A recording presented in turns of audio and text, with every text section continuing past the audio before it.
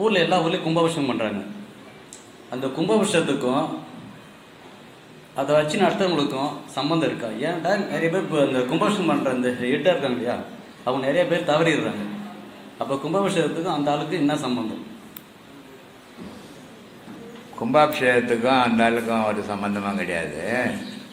தனிப்பட்ட முறையில் ஒரு ஆள் கும்பாபிஷேகம் பண்ணால் அப்போ கடவுள் பார்க்குறான், ஆஹா இவன் தான் நல்லவன், இவன் ஒருத்தன் தான் உலகத்துக்காக வாழறான், இவனை நம்ம கூட கூப்பிட்டுக்கணும்னு கூப்பிட்டுக்கிறான். கும்பாபிஷேகத்தை கெத்துன்னுக்கிறவன் கடவுளை இல்லைன்றவன் நீ 100 வருஷம் இங்கே இருன்னு விட்டுறான். இந்த வித்தியாசம். ஏன்னா கெட்டவனை என் கூட வச்சுக்க முடியுமா? முடியாது. நல்லவனை வச்சுக்கலாம் இல்லை.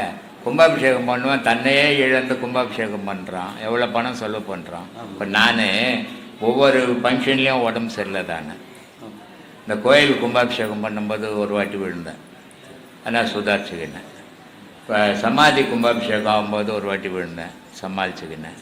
இந்த இப்போ கும்பாபிஷேகம் ஆன உடனே ரொம்ப டேஞ்சர் ஆகிட்டேன் இல்லையா? இது ஏன்னா இது ஏதோ நான் இந்த பாதையில் இருக்கிறதால நான் தப்பிச்சுக்கிறேன். இந்த பாதையில் இல்லைன்னா என் கதையும் முடிஞ்சிருக்கும். இதுதான் ஒவ்வொரு கோவில் கட்டி தனிப்பட்ட மனுஷன். இப்போ கூட இந்த இதில் திருப்பூர்காரங்க ஒரு ஏக்கர் இடம் வாங்கியிருக்கிறாங்க. இப்போ மலேசியாவில் எனக்கு கோயில் கட்டிக்கிறாங்க, கனடாவில் கோயில் கட்டுறாங்க. இப்போ இங்கே ஒரு இடம் வாங்கி, ஒரு ஏக்கர் இடம் வாங்கி கோயில் கட்டுறாங்க. அவங்களுக்கு கூட நான் தான் வான் பண்ணேன்.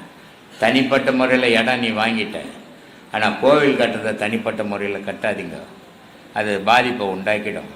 ஒரு 10 பேரை சேர்ந்து செய்யுங்க, பாதிப்பு வராதுன்னு. அது மாதிரி இந்த தனிப்பட்ட முறையில் செய்யும்போது இறைவன் பார்க்குறான், இவன் ஒருத்தன் தான் நல்லவங்கிறான், வாடான்னு கூப்பிட்டு உட்கார வச்சுக்கிறான். கடவுளே இல்லைன்னு கடவுளை பற்றி பேசி கடவுளை ஏற்றிட்டுன்னு இவனை பக்கம் கூட சேர்க்கக்கூடாது, 100 வருஷம் இங்கேயே விட்டு வைக்கிறான். இதான் வித்தியாசம். சொல். அப்புறம் அழுக்கணி சித்தர் ஒரு பாட்டு கேட்பாரு, அந்த இடத்தை வில்லாக்கி 5 இடத்தை அம்பாக்கி மத்திய தேரேறியல்லோ சந்திரனும் சூரியனும் தான் நோக்க காரணத்தே. அந்த பாட்டுக்கு பொருள் கொஞ்சம் வரும். என்ன சொல்கிறாரு அவர்? அந்தரத்தை வில்லாக்கணும். எங்கள் தலையை பார்வை வந்து பெண்ணு வந்து கால் கட்டவரில் பார்த்து நடக்கணும். நடந்தால் பூமியில் ஒரு பெண்ணு வந்து கால் கட்டவரில் பார்த்தா நடக்கணும், அக்கம் பக்கம் பார்த்துன்னு போகக்கூடாது. ஆண் வந்து நிமிர்ந்து தான் நடக்கணும், குனிஞ்சு நடக்கக்கூடாது. அப்போது இந்த அந்தரத்தை பார்க்கும்போது அந்தரத்தை தலையை வந்து வில்லு மாதிரி ஆகிடும். இப்படி பாரு, பார்த்தீங்கன்னா தலை அந்த புருவம் வந்து வில்லு மாதிரி இருக்கும். அதில் சந்திரனும் சூரியனும், சந்திரகலை சூரியகலையும் அது காட்டில் வேட்டையாடும். அது கடவுள் வழிபாடு.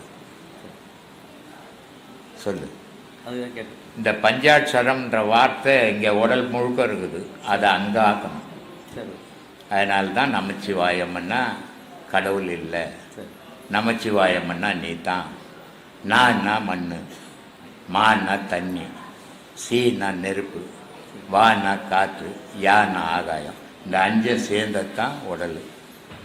இதுக்குள்ளதான் கடவுள் இருக்கிறார். அதனால சொன்னார், நமச்சிவாய வாழ்கவே, நாதன் தாழ்வாழ்கவே, இமைப்பொழுதும் எண்ணெஞ்சில் நீங்காதான். இறைவனை வந்து நான் என்னுடைய நமச்சிவாயான்ற இந்த 5 பஞ்சபூத உடலுக்குள்ள நாதன் இருக்கிறான்.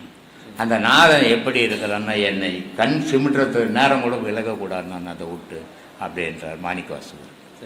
அந்த மாதிரி இருக்கணும். நம்ம எங்கே இருக்கிறோம்? அந்த மாதிரி நம்ம 1000 பிரச்சனைகளை வச்சுன்னு போயிடுறோம். அதனால் நமச்சிவாயா நம்மளை விட்டு போகுது, நாதனும் நம்மளை விட்டு விலகிறான். அதனால் எந்த நேரமும் அந்த மாதிரி வாழணும் அப்படின்றாங்க. வணக்கம் ஐயா, நான் விழுப்புரத்துலேருந்து வந்துட்டுருக்கேன். விழுப்புரம் ஒரு ஊரில் வந்து ஒரு நாள் திருவிழா நடக்கும் கோயிலில், ஒரு 3 நாள் ஒரு 9 நாள் கோயில் திருவிழா நடக்கும் வச்சுங்க. அந்த கோயில் திருவிழா நடக்கும்போது ஒரு செத்துடுறாங்க ஐயா அந்த ஊரில். உடனே நான் பண்ணுறாங்க, தீட்டாகி போச்சு, அவங்க குடும்பம் எரிச்சிட்டு தான் பொம்மை செஞ்சு இழுத்துட்டு தான் கோயிலில் சாமி வந்து வெளியே ஊரில் கொண்டு வர சொல்கிறாங்க ஐயா. செத்தவங்க குடும்பம் கஷ்டப்படுது. அவங்களே கேட்கறது தானே. இல்லை அது எல்லாமே நடந்துட்டு இருக்கு ஐயா. இல்லைப்பா, அந்த கோயில் பூஜாரிய என்ன அப்போ கோயில் திருவிழா பண்ணுற பண்ணும்போது சாவறான் நிறுத்திடுற அப்படி நீ அங்கேயே கேட்டுன்னா அதுக்கு பதில் கிடைச்சுமா? அதை கேட்கறதுக்கு இங்கே வந்து விழுப்புரத்தில் இல்லை. இல்லை ஐயா, நான் திருவிழா எல்லாம் பண்ணுறது இல்லையா? திருவிழா நாடகம்லாம் ஊரில் சாவறது இல்லையா? தீட்டுன்றாங்க. இப்போ வந்து எதுனா இருந்தாலும் நாடகம்லாம் சாவரவன் செத்துக்குன்னு தான் இருப்பான், பிறக்கிறவன் பிறந்துக்குன்னு தான் இருப்பான். இது எங்கே தீட்டு வரும்?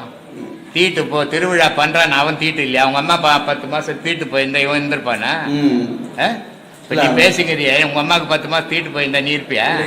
அப்புறம் நீ தானே முழு தீட்டு. அப்புறம் நீ என்ன திருவிழா பண்றது? செத்தவன் நான் தீட்டு. அதெல்லாம் சும்மானா எவனா புளி வச்சதெல்லாம் இது வந்து என்கிட்ட கேட்குற? இல்ல அதுதான் கேட்கறாங்க, தீட்டு சொல்றாங்க. இல்ல செத்துறாங்க ஒன்ன கேட்கணுன்ற நான். இப்போ நான் சொல்றதுல தீட்டே கிடையாதுன்னு நான் தீட்டுன்னு சொல்றான்னா அவனை கேட்கணும். ஏன்டா உங்க அம்மாவுக்கு தீட்டு போயிருந்தா நீ இருப்பியாடான்னு கேட்டீங்கன்னு சொல்றான், பதில் சொல்றான். அவன் பூஜை பண்ணலாமா? தீட்டாச்சு அவன் பூஜை பண்ணலாமா? போய் கேட்க வேண்டியது தானே திருப்பி. என்கிட்ட வந்து கேட்குறியப்பா? இல்லை அது மாரி அவங்க நம்பிக்கை மூட நம்பி வச்சாங்க இல்லையா? அது மாரி பண்றாங்க, மூட நம்பி வச்சிருக்காங்க. அப்படிதான் பண்ணுவாங்க, பண்றாங்க தப்பா. நீ ஏன் அதில் போய் கலந்துக்கிற? அவன் பண்றது உனக்கு பிடிக்கலன்னா நீ விட்டுட்டு ஒதுங்கிப்போ. இல்லை பிடிச்சதுன்னா அதில் போய் கலந்துக்கோ. இதுவா கேள்வி? ஓ சரி, ரொம்ப சந்தோஷம். வை. தீட்டுன்னு ஒரு பொருள் இல்லைன்னு சொன்னா உயிரினமே ஒன்று இருக்காது. அது எல்லா ஜீவராசிக்கும். ஆனா இந்த தீட்டுன்றது எப்போ ஒருத்தன் இறந்தான்னா அந்த உடலுக்குள் வந்து அந்த வெப்ப நீர் வெளியேறும். அந்த வெப்ப நீர் வெளியேறதுனால நீ எதையும் தொடாத, குளிச்சுட்டு வா. அதனால தான் முன்னெல்லாம் ஒரு சுடுகாட்டு பக்கத்துலேயே குளம் இருக்கும். அந்த பொணத்தை அங்கே போச்ச உடனே அந்த குளத்தில் குளிச்சுட்டு தான் வீட்டுக்கு வர சொல்லுவோம். இல்லைன்னா சுடுகாட்டிலே கிணறு இருக்கும், அந்த கிணத்துல தண்ணி மொண்டு குளிச்சுட்டு தான் வீட்டுக்கு வானான். ஏன்னா அந்த கிருமி வந்து வெளியேறிடுச்சு செத்த உடனே. அது உடம்பு நீ தொட்டுக்கு இருந்தாலும் உனக்கு அது தீட்டு, அதை குளிச்சுட்டு வாணும். ஆனால் செத்தவன் தீட்டு பொச்சாச்சே, உன்னை எங்க இந்த தீட்டு உட்காந்துங்குது? நான் தானே பொச்சேன், நான் தானே முழு தீட்டேன். அதனால இதெல்லாம் புரியாததானோ பயம்புத்தி இப்படியே ஏமாத்திக்கின்னு போயிடுச்சு காலம். தீட்டுன்னு ஒன்று இல்லைன்னா ஒருத்தன் கூட நம்ம இங்கே இருக்க மாட்டோம். நம்ம அம்மாங்களுக்கெல்லாம் தீட்டு போயிருந்ததுன்னா இப்போ குழந்தை இல்லைன்னு கோடிக்கணக்கில் செலவு பண்ணுறாங்களே, என்ன நின்று போகலன்னு அவங்க பண்ணுறாங்க. யோசிக்குவானா? என் பொண்ணு முழுவாமக்கிறாம்மான்றா. என்ன முழுவாமக்கிறா? தீட்டு போவாமக்கிறான்னு அர்த்தம். என் பொண்ணுக்கு நிற்கவே இல்லைம்மான்றான். என்ன நிற்கல? தீட்டு நிற்கலன்னு அர்த்தம். இந்த தீட்டை நிறுத்தத்துக்காக லட்சக்கணக்கில் கோடிக்கணக்கில் செலவு பண்ணின்னுக்கிறோம். அப்போது அந்த தீட்டு தான் நம்ம முழு தீட்டை 10 மாதம் தீட்டா இருந்துக்குன்னு அப்புறம் சாமி கும்பிட்றது நம்ம தான், பூஜை பண்ணுறது நம்ம தான், மந்திரம் சொல்கிறது நம்ம தான், தீட்டு தான் எல்லாமே சொல்லிக்கிறது. இதெல்லாம் ஏன் புரியலன்னு எனக்கு புரியல. வணக்கம். சொல்லுங்க. சிதம்பரத்துலேருந்து வரோம். சொல்லு, மைக்கை கிட்ட வச்சு. நிறைய கோயிலுக்கு போயிருக்கிறான், நிறைய கோயிலுக்கு போயிருக்கிறான், எல்லாம் நிறைய சுற்றிருக்கிறான். சுற்றிட்டியா? ஆனால் அமைதி இல்லை. ஆனால் ஐயா வந்து பார்த்தது பிறகு நல்ல அமைதியாக இருக்கு. எல்லா டென்ஷனும் கம்மியாக இருக்கு. எல்லாருமே இப்படி தான், நீ மட்டும் இல்லை. இங்கே உட்காந்துங்கிற 3/4 பேர் அப்படி தான். எல்லா கோயிலும் சுற்றி விட்டு எங்கேயுமே ஒன்றுமே கிடைக்கலன்னு சொன்னால் கடைசியாக இங்கே வருவாங்க, என்ன கிடைக்குதா பார்க்கலான்ட்டு. நிறைய இது சகஜம்தான். அது நிறைய கேள்விப்பட்டுட்டேன். நான் தான் நிறைய குருவை பார்த்து இங்கே வந்தவங்க யாருன்னா நான் கோயிலுக்கு போனேன். இப்போ கூட ஒரு அம்மா பேசினால என்ன சொன்னாங்க பச்சா, எல்லாத்தையும் பண்ண பக்தியில் ஊறி போனேன். எல்லாரும் பண்ணி இது மாதிரி பண்ணிட்டு தான் வராங்க. சொல்லு, இப்போ நீ எதுக்கு வந்த அதை சொல்லு. 5 மாசமா நான் நிம்மதியாக இருக்கேன் சாமி. இது சொல்லவா வந்தேன்? ரொம்ப சந்தோஷம். உங்களை மாதிரி குரு கிடைக்கிறது ரொம்ப புண்ணியம் சாமி. எல்லாருக்குமே சொல்கிறேன், இந்த மாதிரி குரு கிடைக்கிறது ரொம்ப ரொம்ப கஷ்டம். கிடைப்பாங்கப்பா ஒவ்வொரு காலகட்டத்திலையும். ஒவ்வொரு குரு வந்துக்குன்னு தான் இருக்கணும். ஏன்னா இந்த பூமி இறைவனுடைய படைப்பு எப்படின்னா, 10 தீமைகள் நடக்கும்போது ஒரு விவேகானந்தர் வந்தார், ஒரு ராமகிருஷ்ணர் வந்தார், ஒரு ரமணர் வந்தார். இவங்கெல்லாம் கூட எப்படி வந்தாங்க? இறைவன் அந்தந்த காலகட்டத்தில் ஒவ்வொரு மகான்களை அனுப்புவான். உன்னால் முடிஞ்சவர்களுக்கு சீப்பர்னு போயிட்டு அது மாதிரி ஒவ்வொரு காலகட்டத்திலையும் வந்து நினைப்பாங்க. நான் மட்டும்தான் ஒரு குரு கிடையாது, 1000 பேர் வருவாங்க. குருமார்கள் இன்னமும் இருப்பாங்க. சில குருமார்கள் நல்ல குருமார்களும் இருப்பாங்க, இல்லைன்னுலாம் சொல்ல முடியாது. நமக்கு தெரியாது இருக்கும். நைட்டு ஒரு சின்ன அதனால் அதை வச்செல்லாம் நம்ம இது பண்ண முடியாது. நைட்டு ஒரு சின்ன விஷயம் சாமி. சொல்லு. நான் பெங்களூர்லேருந்து ஒரு ஆட்டோவில் வரேன். வந்த உடனே என்னோட பர்ஸு எது நிறையா வச்சுருந்தேன், ஐட்டம்லாம் ஆட்டோவில் விட்டுட்டேன். சரி. இதுவே எனக்கு இந்த மாதிரிலாம் போச்சு அப்படியே ஒரு நிமிஷம் நினச்சேன் சாமி. நினச்சிட்டு தாண்டி வந்துட்டு ரோடு தாண்டி வந்துட்டேன். சரி. அதே ஆட்டோவர் 10 நிமிஷம் விட்டு நேராக வந்து என்னை கூப்பிட்டு கொடுத்துட்டு போயிட்டாரு. ரொம்ப சந்தோஷம். சரிங்களா? அப்போ வந்து இப்போ திருப்பி அந்த தந்தையானவர் திருப்பி பாவம் பண்ண சேராது, அந்த குழந்தைக்கு சேராது. ஏன்னா அது பிறக்கிறதுக்கு முன்னதான் அந்த விந்துல இருந்தா அதுக்கு போச்சு. இப்போ அதுக்கு தொடர்பு அறுந்து போச்சு. தொடர்பு அறுந்து போன பிறகு அதுக்கு இந்த தாய் தகப்பன் பாவம் போகாது. ஆனா அது செய்யற பாவம் அதுக்கு வந்துடும். அதுதான். இன்னொரு கேள்வி ஐயா. சொல்லுமா. மது மாது சூது. சொல்லு. மது மாது சூது இதை விட ரொம்ப கொடியதானது எழுதுறியா? எதுமா? மது மாது சூது இதை விட ரொம்ப கொடியவாது. மது மாது மாது சூதாட்டம் இதை விட ரொம்ப கொடியமான செயல் எதையா? உலகத்துல எதுவுமே கிடையாதும்மா. இந்த 3 தான் கொடுமையானது. ஏன்னா இந்த 3 வந்து தன்னையும் அழிச்சிடும், தான் குடும்பத்தையும் அழிச்சிடும்.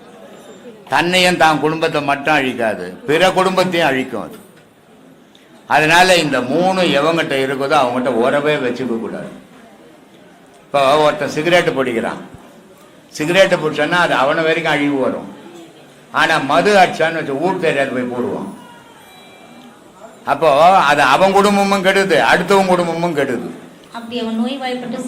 இது இந்த சூதாடுறவனுக்கு காசு பார்ப்பான், கிடைக்கலன்னு சொன்ன பொண்டாட்டி தூங்கி இந்த தாலி கூட அறுத்துன்னு போயிடுவான். சரி, பொண்டாட்டி கழுத்துல தாலி இல்லை, அதையும் அறுத்து வித்து சூதாடிட்டான்னா பக்கத்து வீட்டில் போய் திருடுவான். அதனால இந்த 3மே மனித இனத்துக்கே உதவாத விஷயங்கள். ஆனா இது ஈஸியா மனிதனை பிடிக்கும். இந்த 3மே, இந்த 3 பழக்கமும் மனிதனை ஈஸியா பற்றும். ஆனா இந்த 3மே மனிதனை பற்றக்கூடாத பழக்கங்கள். இதுக்கு கடவுளுக்கு அப்படியே எதிரி. அந்த மாதிரி அதெல்லாம் விளக்கணும். அது மகாபாரதமா இருந்தா மகாபாரத கதையே வந்து மனிதனுக்காக வைக்கப்பட்டதுதாம்மா. இன்னைக்கு உலகத்தில் நடக்கிற அரசியலே மகாபாரத அரசியல் தான். நோய்வாய்ப்பட்டு இறந்து போறாங்க, நோய்வாய்ப்பட்டு இறந்து போறாங்க. அப்போ வந்து அது அவங்களுக்கு சாபம் ஆயாது இல்ல? சாபம் எல்லாம் விட்டாக்கா எல்லாரும் ஊர்ல நோயாளியா மாறிடுவான். அவன் செய்யற நல்வினை தீவினைக்கு ஏத்த மாதிரி அவனுக்கு ஏற்படுத்துமா. இப்போ நான் செய்த கெட்ட பழக்கத்துக்கு ஏற்ற மாதிரி என் உடல் பாதிக்குது. என் உடல் பாதிக்கும் போது நான் நோய்வாய்ப்படுறேன். அதனால அவங்க சபிச்சாங்க, இவங்க சபிச்சாங்கன்னா அப்ப அவங்க சபிக்கிறவங்கெல்லாம் செத்து போவாங்க. இதை வந்து சும்மா அடுத்தவனை பயங்காட்டு, அவன் சாப்பிட வாயில நிக்காது, அவன் சாப்பிட எவன் சாப்பிட எவனுக்கும் பலிக்காது. அவன் செய்யற நன்மை தீமை தான் அவனுக்கு நடக்கும்.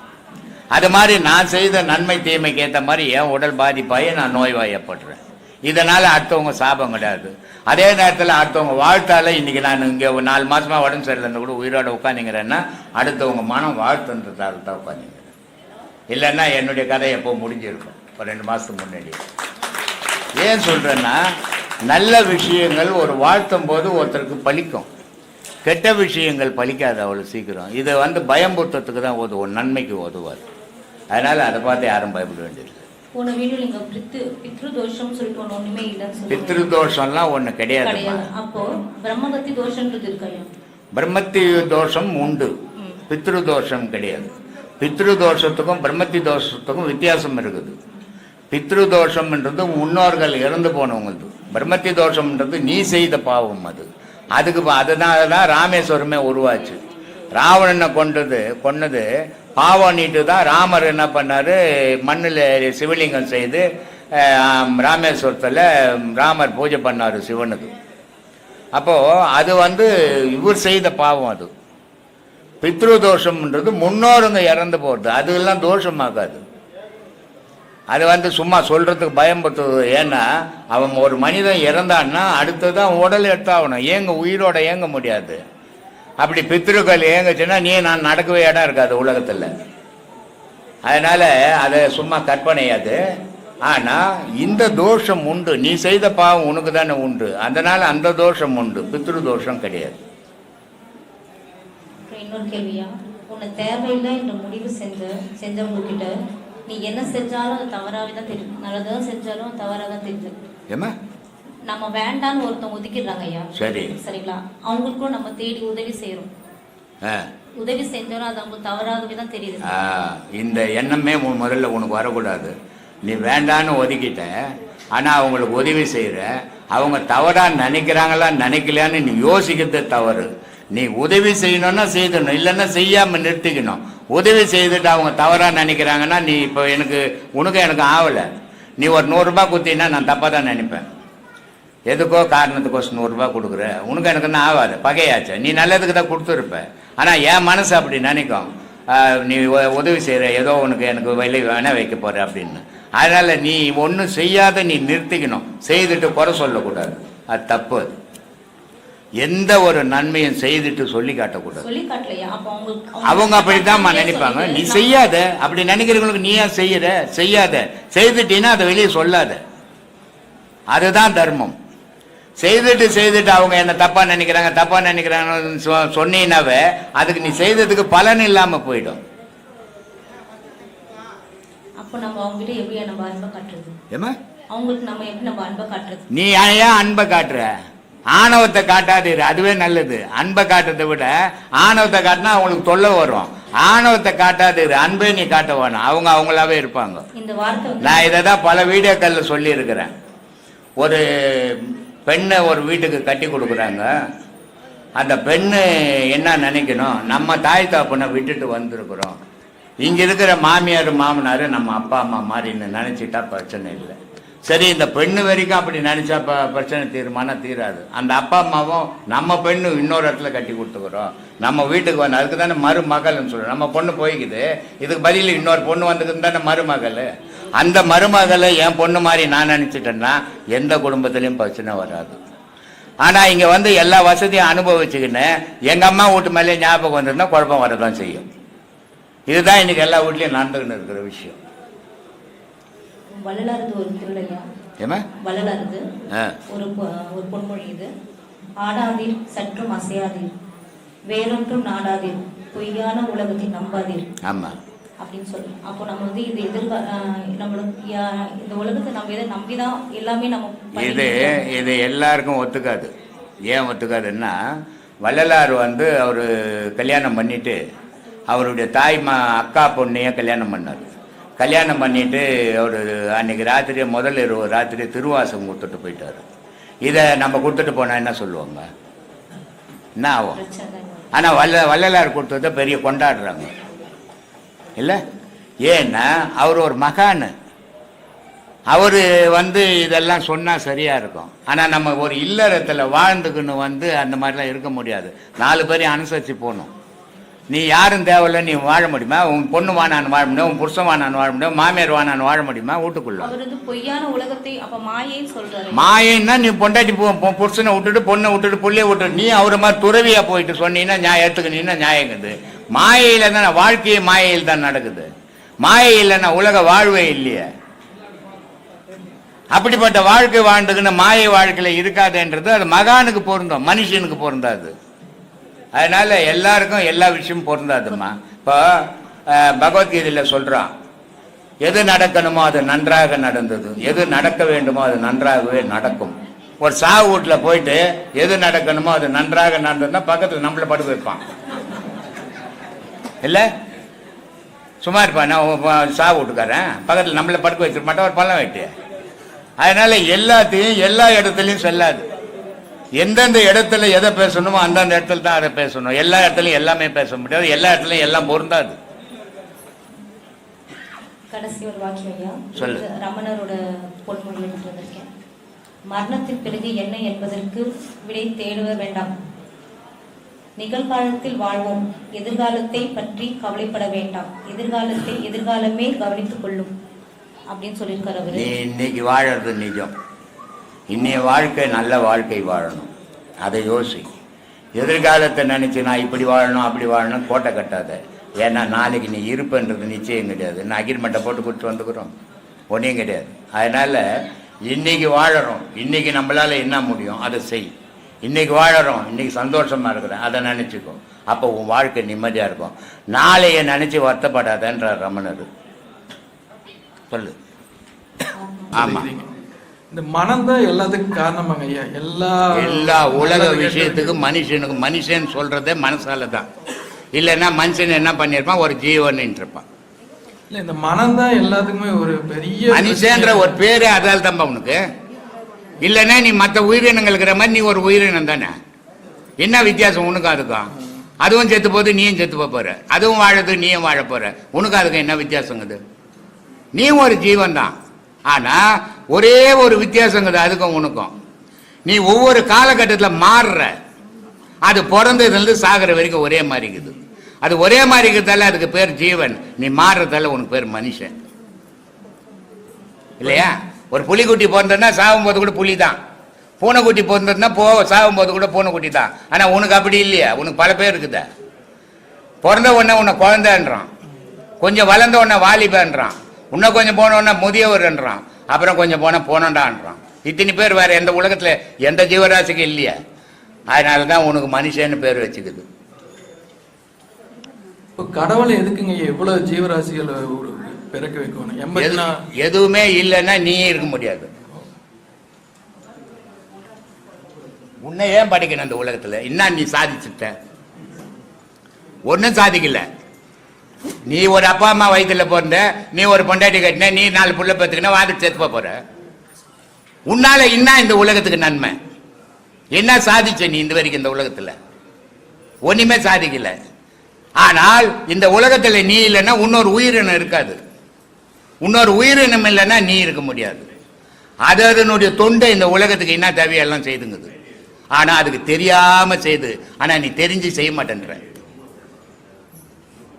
பறவை இனம்னு ஒண்ணு இல்லைன்னா விருட்சங்களே வராது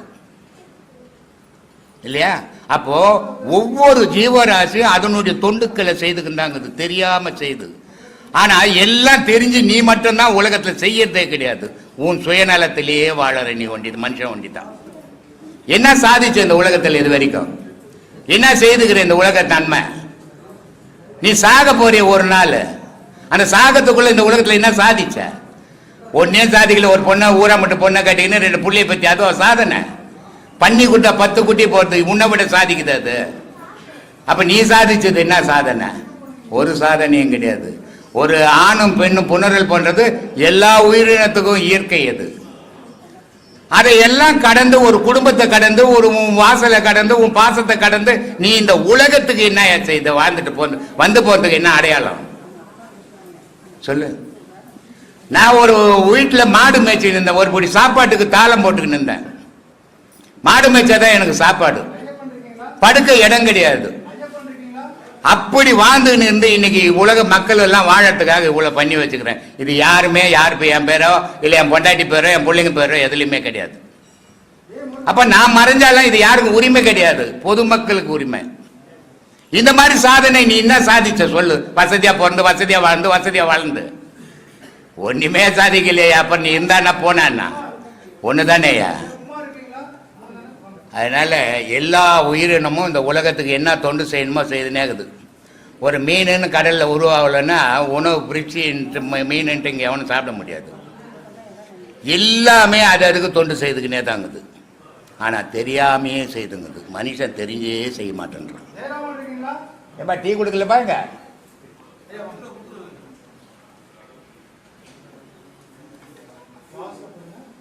ராசிகளுக்கோ மனிதர்களுக்கோ உணவோ ஏதோ உபகாரியங்கள் நல்லது செஞ்சாலே பாவ புண்ணியங்கள் நம்மளுக்கு இதாகுமா? புண்ணியங்கள் சேருமா? புண்ணியங்கள் சேரணும் அப்படின்னு ஜீவராசி கொடுத்தாவே பாவம் சேர்ந்துடும். என்ன சில பேர் கேட்பாங்க, இங்க சாமி எனக்கு வீசிங் இருக்குது, நான் வந்தா இங்க சரியா போயிடுமா? சரியா போகுது, ஹாஸ்பிட்டலில் போய் பாருன்னுவேன். ஆனா சரியா போவோம். ஆனா அவன் அதை எதிர்பார்த்து வரான், கடவுளை தேடணும்னு வரல. அவன் நீ புண்ணியம் கிடைக்குமான்னு இன்னொருத்தனுக்கு சோறு போடுற, அவன் பசிக்கு போடுறோன்னு நினைக்கல நீ. அப்ப உனக்கு பாவம் தான் சேரும். எதை கொடுத்தாலுமே எதிர்பார்க்க கூடாது, அதுதான் புண்ணியம்.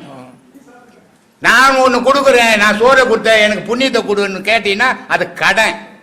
அது எப்படி பொது தொண்டாகும்? இந்த எண்ணம் வளர்றதே தவறு. நான் இருக்குதுப்பா, என்னால முடிஞ்சதை கொடுக்குறேன்ப்பா, இப்படி வாழ்ந்தால் அது பேர் தர்மம். அப்ப நான் செய்யறது யாருக்கும் சொல்லக்கூடாது, யாருக்கும் சொல்லக்கூடாது, அதை பிரதிபலனை எதிர்பார்க்க கூடாது. அதுதான் தர்மம். இப்போ கர்ணன் ஒரு சாதாரண தேரோட்டியினுடைய புள்ள, அவன் மன்னனுடைய புள்ள, அது அப்புறம் சூரியனுடைய புள்ள, அது அப்புறம். ஆனால் அவன் வளர்ந்த இடம் சாதாரண ஒரு தேரோட்டி.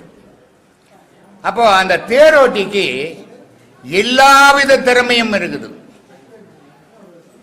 அவனுக்கு மற்றவனுக்கு இல்லாத சிறப்புகள்லாம் இருக்குது. அவனுக்கு மற்ற வீரர்களுக்கு, அர்ஜுனனுக்கோ பீமனுக்கோ இல்லை துரியோதனுக்கோ யாருக்குமே இல்லாத சிறப்புகள்லாம் கர்ணனுக்கு உண்டு.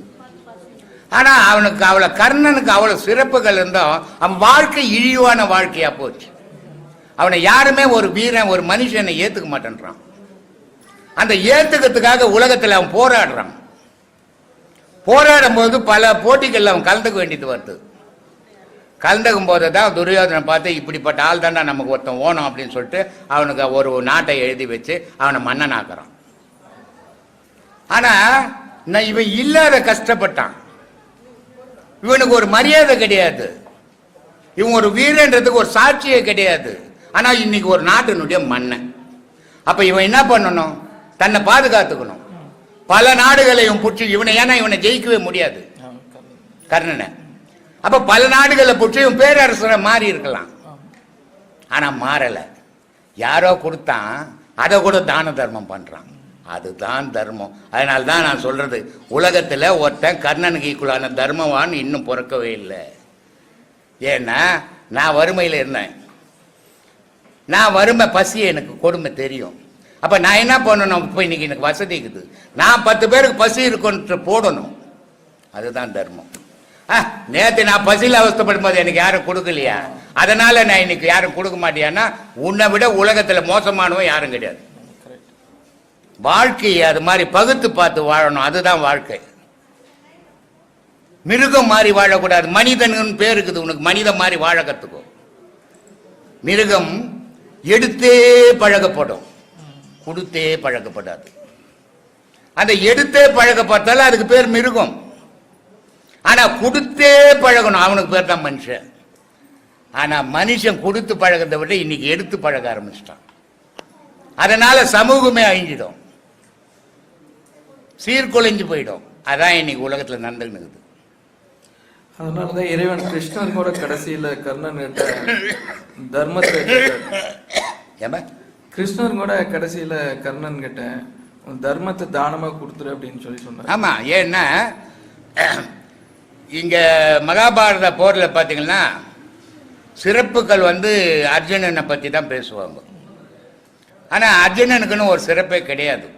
நியாயமான முறையில் யோசித்து பார்த்தால் அர்ஜுனுக்குன்னு தனிப்பட்ட சிறப்பே இல்லை. கண்ணன்னு ஒருத்தங்க இல்லைன்னு சொன்னா இவங்க 5 பேரும் எப்போவோ துரியோதனங்கிட்ட காலி. கடைசி காலத்துல துரியோதனன் வெல்ல முடியாத காந்தாரினுடைய கண்ணை திறந்து அவனுடைய மேனியை வஜ்ர மேனியை ஆக்கும் போது கூட கண்ணன் போய் தடுக்கிறான். ஒரு வாழலையான கட்டிப்பட அம்மா எதிர போய் நிர்வாணமா நிக்கிறேன். அப்போ அது பீமனால் அடிக்கும் போது கூட அவனை அடிக்கவே முடியல. அப்ப கண்ணை மறைஞ்ச இந்த தொடையில அடிடா அப்படின்றான். அப்போ அந்த போர்க்களத்துல, மகாபாரத போர்க்களத்துல யார் கதாநாயகன், யார் ஜெயிச்சான் அப்படின்னா கண்ணனும் கர்ணனும் தான் ஜெயிச்சான். மீதி பேர் எல்லாம் டம்மி தான். ஆனால் இவன் அதை விட்டு போட்டு உலக விஷயத்தில் ஆசையை வளர்த்துக்குன்னு அவன் ஆயிடுச்சு இல்லாமா, அவனை இவன் ஆயிடுச்சு இல்லாமா, அவன் இதை பண்ணிடலாமா, நம்ம அதை பண்ணிடலாமான்னு மனுஷன் வாழும். இந்த ஆசை என்ன பண்ணுது, நீ ஒருத்தனை கெடுக்கும்போது இன்னொருத்தன் கெடுத்துட்டு போயிடுறான். மனிதன் செல்வத்தை சேர்க்கிறதோ பேரோட புகழ ஒன்றும் தப்பு கிடையாதுங்க, எல்லாம் சேர்த்துக்கலாம். ஆனால் கடவுளை விட்டுணும். கடவுள் என்னத்துக்கு அப்படியேப்பட்டவனுக்கு? கடவுள் தேவையே இல்லை. அவனுக்கு தான் ஆசை இருக்குது, செல்வம் இருக்குது, பேருக்குது, புகழுக்குது. அப்புறம் கடவுள் என்னத்துங்க? அது உதவாத பொருள். மனிதன் என்பவன் தெய்வமாகலான்னு அது மகானுக்கு சொன்னதுங்க. சராசரி மனுஷன், ஆசையில் இருக்கிற மனுஷனுக்கு சொல்லலை. நல்ல மனிதனும் கடவுள் ஆகலாம். அப்படி ஆனவங்க தான் ஒவ்வொரு மகான்களும். மனிதர்கள் தான் அவங்க மகான் ஏன்னு சொல்கிறோம். ஆனால் மனுஷனாக இருந்தவங்க மகானாக இருந்தாலும் அவங்க கடவுளாக ஆங்கினாங்க.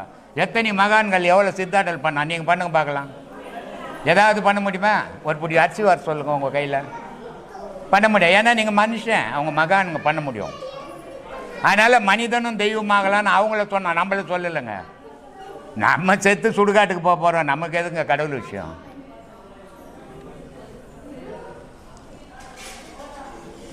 நிறைய பிள்ளைங்க வந்து வேறு நாட்டில் பிறக்கிறாங்க. இப்போ நான் இந்தியாவில் பிறக்கிறேன், இந்துவாக இருக்கிறேன். சரி.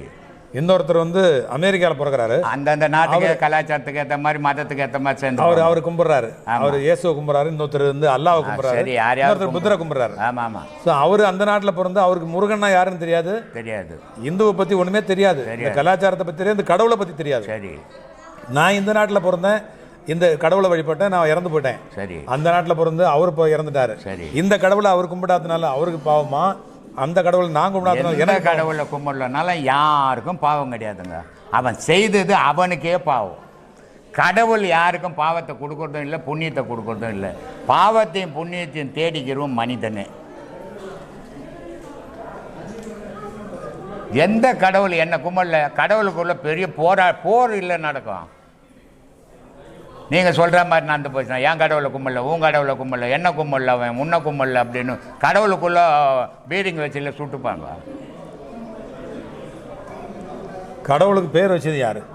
மனுஷன் வேற பேர் வச்சுக்கிட்டான். எத்தனை பேர் வேணாலும் வச்சுக்கலாம். அது இப்போ நம்ம கூட ஒரு பேரை வச்சுக்கலாம். வச்சுக்கலாமே. அது நல்ல ஒரு பேரை வச்சுட்டு நல்லா ஆமாம், நல்ல வருமானம் மதம் ஆரம்பிச்சுக்கலாம். மதம் ஒன்று வச்சுக்கணும். நீங்களே ஒரு சாமியாரை வச்சு ஒரு சிலையை வச்சுட்டு இது இந்த சாமிங்க புது சாமிங்க, இது அமெரிக்காவிலேருந்து வந்துக்குது இப்போ அப்படின்ட்டு நல்லா வசூல் பண்ணலாம். இப்போ அதான் நடந்துங்குது. இப்போ கடவுள் வந்து கடவுளுடைய படைப்பில் நல்லவங்களே படைச்சிருக்கலாம், ஏன் கெட்டவங்களே படைக்கிறாரு? இல்லை, நிழல் இல்லைன்னா வெயிலினுடைய அருமை தெரியுமா உனக்கு? வெயில் இல்லைன்னா நிழலினுடைய அருமை தெரியுமா? இப்போ நல்லவன் எதை வச்சு சொல்கிறீங்க நீங்கள்? எல்லாரும் நல்லவன் சொல்றாங்க, ஒரு கெட்டவன். நல்லவன் எதை சொல்கிறீங்க நீங்கள்? எதை வச்சு சொல்கிறீங்க? நல்லது செய்கிறவங்க நல்லவன் சொல்கிறாங்க. அதே எப்படி நல்லது செய்கிறாங்கன்னு எப்படி தெரியும்? எல்லாரும் நல்லது செய்தா? இப்போ நீங்கள் அன்னதானம் பண்ணுறீங்க. ஆமாம், நல்லது தானே. சரி, நீங்களும் அன்னதானம் பண்ண நானும் பண்ணிட்டு தான் இருக்கிறேன். அப்போ அது என்ன சொல்கிறது? நல்லதுன்னு சொல்கிறேன். 2 பேர் நல்லது தானே. நல்லது. ஒரு நல்லதே இருந்ததுன்னா இந்த கெட்டது நல்லதுன்னு எப்படி சொல்கிறது? ஒரு கெட்டது இருக்கிறதால தானே இது நல்லதுன்னு சொல்கிறோம். அப்போ உலகத்தில் கெட்டதும் இருக்கணும், நல்லதும் இருக்கணும். அப்போ தான் ஏற்றத்தாழ்வு வந்தால் தான் வழங்கும். இப்போ ட்ரைனேஜ் இருக்குது இல்லை? ட்ரைனேஜ் ஆமாம். அது முன்னெல்லாம் கக்குசுங்க அங்கங்கே ரோடாக கட்டி இருக்கும். ஆனால் இவன் கக்குசுக்கு போய் வந்தால் இன்னொரு ஜாதிக்காரன் அதை அள்ளின்னு போவான்.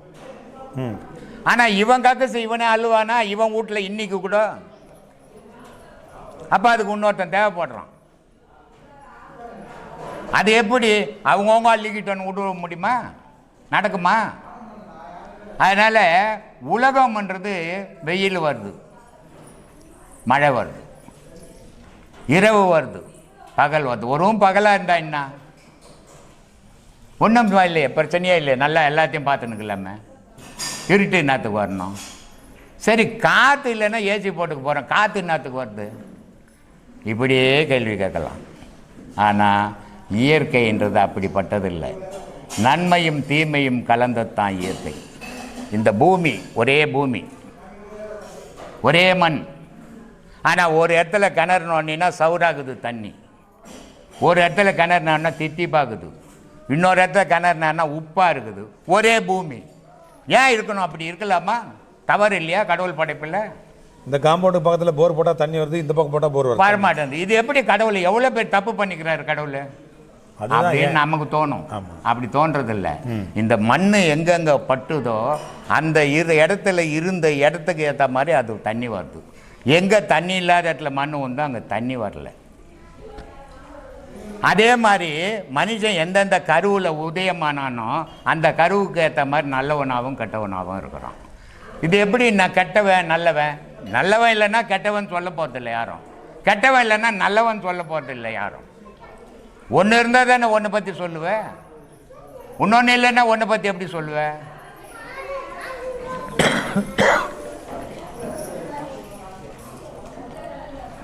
நூறுக்கு 1 போட்டுட்டு நூறுங்கன்னு சொல்ல முடியுமா? 2 சைபரை போட்டால் தானே அது 100 ஆகும். 2 சைபர் போட்டால் இல்லைங்க, எழுத்து ஒன்று தானேங்க, எல்லாம் ஒன்று தாங்க 100 அப்படின்னு சொல்ல முடியுமா? அந்த மாதிரி உலகம்ன்றது நன்மையும் தீமையும் கலந்தது தான். ஆணு பெண்ணுன்னதுக்கு ஒரு ஆணை படிச்சுட்டுக்கலாமா கடவுள்? இல்லை வெறும் பெண்ணாக படிச்சுட்டு இருக்கலாமே. அப்போ பரிணாமம் இது இருக்காதே, பிறப்பு இருக்காது. இதை தான் சொல்கிறது. அப்போ நன்மைன்றதே இருக்காது, தீமைன்னு ஒன்று இல்லைன்னா. நன்மை இருக்காது. நன்மைன்னு சொல்ல மாட்டீங்க. எதை சொல்லுவீங்க நீங்கள்? ஒரு தீமை இருக்கும்போது தானே ஒரு நன்மையை பற்றி பேசுகிறீங்க. அதான் நீங்கள் சொன்ன மாதிரி வெயில் இருந்தால் தான் நிழல் தெரியும். பின்ன அதனால் நிறைய இடத்துல வெயில் இருக்குது, நிறைய கெட்டவங்களும் இருக்காங்க, நல்லவங்க வரணும். நல்லவங்களும் கெட்டவங்களும் வெயிலுக்கும் அதுக்கும் சம்மந்தம் இல்லை. மனத்தை பொறுத்தது, அவன் பிறந்த கருவை பொறுத்தது. அது வெயிலுக்கும் அதுக்கு நான் வெயில் வந்து நீ நல்லவனாரு நீ கெட்டவனாருன்னு மாற்றுதா? அது மாற்றது இல்லை. அவன் பிறந்த கரு, அவன் தாய் தப்புனுக்கு இருந்த எண்ணம், அதனுடைய விந்து, அதுலேருந்து உருவாகுது நல்லவனும் கெட்டவனாகும். இந்த மாதிரி நிறைய பிரச்சனை வருது, மக்கள் துன்பப்படுறாங்க, அவங்களை எப்படி வழி நடத்துறது, இதெல்லாம் கடவுளை வந்து தேடுறாங்க. கடவுள் நேராகவே சொல்லலாமே எப்படியா? கடவுள் எங்கே இருக்கிறான்னு எவன் பார்த்தவன் போய் கேட்கலாம். ஒரு கூட்டம் கூட்டின்னு போடலாம். சும்மா எங்கே கடவுள் ஏமாத்தின்னு இருக்கிறோம் நம்ம. கடவுளை எவன் பார்த்தவன் எவங்கிறாங்க? கடவுளை பார்த்தவன் ஊரோடு இருந்தானா? கண்டவர் விண்டிலர் விண்டவர் கண்டிலர், அது வேற விஷயங்க. கடவுளை பார்த்தவன் இங்கே இருந்து ஊரோடு இருந்தானா? கடவுளை பார்த்தவன் மக்களை விட்டு ஒதுங்கி இருந்தான். ஏன்னா இது பொல்லாத மக்கள்ன்ட்டு. இப்போ இல்லை, 2000 வருஷத்துக்கு முன்னாடி அப்படி இருந்தான். அப்போ அப்படி இருந்தால் மக்கள் என்ன இப்போ ஆசை உலகத்தில் எப்படி இருப்பான்? உன் ஆயிடுச்சு இல்லாமா என் ஆயிடுச்சு இல்லாமான்னு தான் இருப்பான். இவனை போய் நீ நான் திருத்திட முடியுமா? எத்தனை மகான்கள் வந்தாலும் திருந்தாத உலகம் இது. யாராலையும் திருத்த முடியாது. கடவுளே இறங்கி வந்தாலும் திருத்த முடியாதுங்க. கடவுள் மரப்பாக இருக்கிற வரைக்கும் தான் கடவுளுக்கு மரியாதை. கடவுள் இறங்கி வந்து திருத்தலான்னு வந்தாருன்னா கடவுளை பிச்சு பிடிங்கி துண்டு பண்ணுவோம். அப்படியாப்பட்ட உலகம் இது.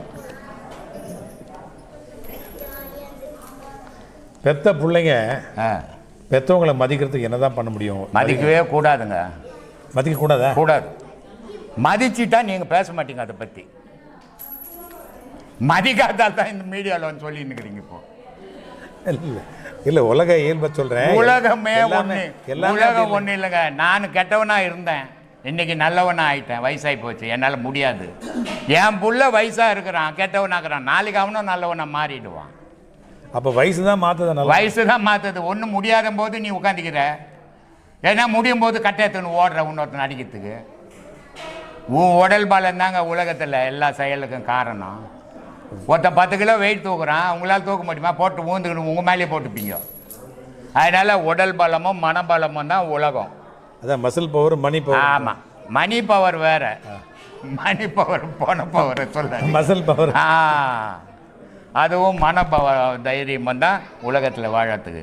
அது வீட்டு உள்ள பொண்டாட்டிக்கு மனசில் தைரியமும் பாக்கெட்டில் பணம் வந்தால் பிள்ளைங்களும் பொண்டாட்டியும் பயப்படுவா. இது ரெண்டும் இல்லைன்னா நேனா ஒரு குச்சி ஒன்று கொடுத்து ஓரமாக உட்காந்து